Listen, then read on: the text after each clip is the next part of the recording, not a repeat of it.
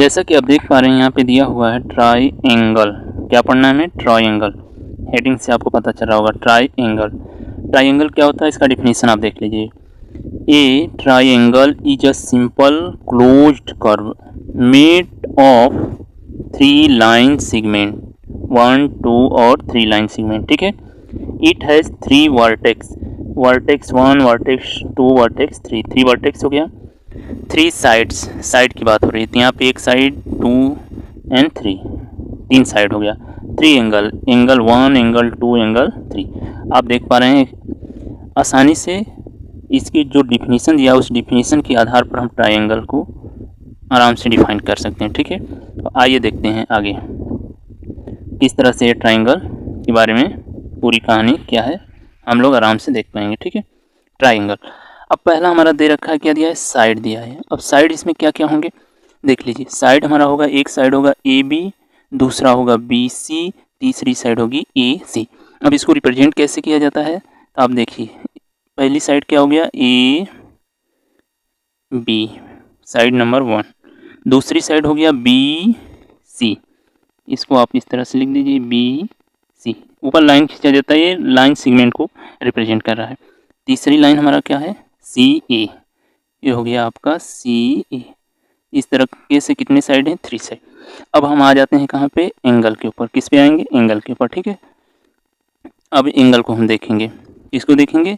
Angle को देखेंगे। आइए एंगल के ऊपर हम देखते हैं एंगल क्या कहता है। इसको थोड़ा सा इरेज कर देते हैं ताकि आप लोगों को समझने में दिक्कत ना हो। ठीक है। इसको ये बना देते हैं। ये आपका क्या है? ए है। ये क्या है? ए है, पॉइंट ए है। आइए देखते हैं। अब देखते हैं एंगल। अब इसमें एंगल हमारा क्या है? पहला एंगल हो गया ए, दूसरा एंगल हो गया बी, तीसरा एंगल हो गया सी। अब एंगल को कैसे हम दिखाते हैं? जैसे ना आप इसको समझिएगा, जब भी जैसे कि हम लिखेंगे बी ए सी, हम यहाँ पे किस एंगल को रिप्रेजेंट कर रहे हैं? ए वाले एंगल को। जो बीच में रहेगा वही एंगल को दर्शाता है। जैसे कि एंगल हमारा क्या हो गया? बी सी ए। अब इसमें हम किस एंगल को रिप्रेजेंट करें? सी वाले एंगल को रिप्रेजेंट करें। ठीक है। इस बात को आप लोग ज़रूर से ज़रूर ध्यान रखिएगा ताकि चीज़ों को समझने में आसानी हो। ठीक। आइए एंगल पे हम आते हैं। अब एंगल को हम, पहला एंगल हम ले लेते हैं। एंगल को हम इस प्रकार से, इस सिगन से रिप्रेजेंट करते हैं। तो पहला हो गया ए बी और सी, पहला एंगल हमारा हो गया ए बी सी। अब यहाँ पे हम बी एंगल को रिप्रेजेंट किए। ठीक है। दूसरा एंगल देखेंगे, दूसरा हमारा हो गया बी सी ए, बी सी ए।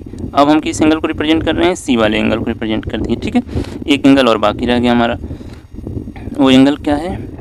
सी ए और बी, सी ए और बी। इस प्रकार से आप एंगल को दिखा सकते हैं। ठीक है। समझ में आया होगा। चीज़ों को एक दो बार आप रिवाइज करेंगे, आसानी से चीज़ें समझ में आ जाएगा। ठीक है। आइए अब थोड़ा सा इसे इरेज कर देते हैं अगला समझाने के लिए आसानी हो आप लोगों को। अब हम देखते हैं वर्टेक्स। वर्टेक्स मतलब जो आपका एक नोक होता है ना, नोक। अब यहाँ पे हम इसे बना देते हैं।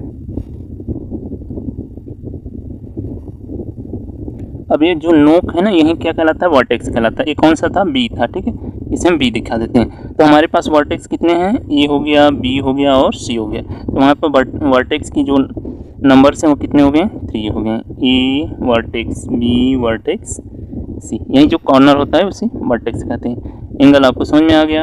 एंगल ये हो गया, वर्टेक्स जो कॉर्नर है ये हो गया, साइड आपका ये 1 2 3 हो गया। इस तरह से आप आसानी से चीज़ों को एक दो बार रिवाइज करेंगे तो समझ जाएंगे। अगले टॉपिक में हम बताएंगे कि कितने टाइप्स के एंगल होते हैं, ट्राइंगल होंगे, साइड के आधार पर, एंगल के आधार पर। तो पहले आप इस वीडियो को देखिए, ट्राइंगल के बारे में अच्छे से समझ लीजिए, उसके बाद अगली वीडियो देखिएगा, आराम से चीज़ें समझ में आ जाएगा। ठीक है।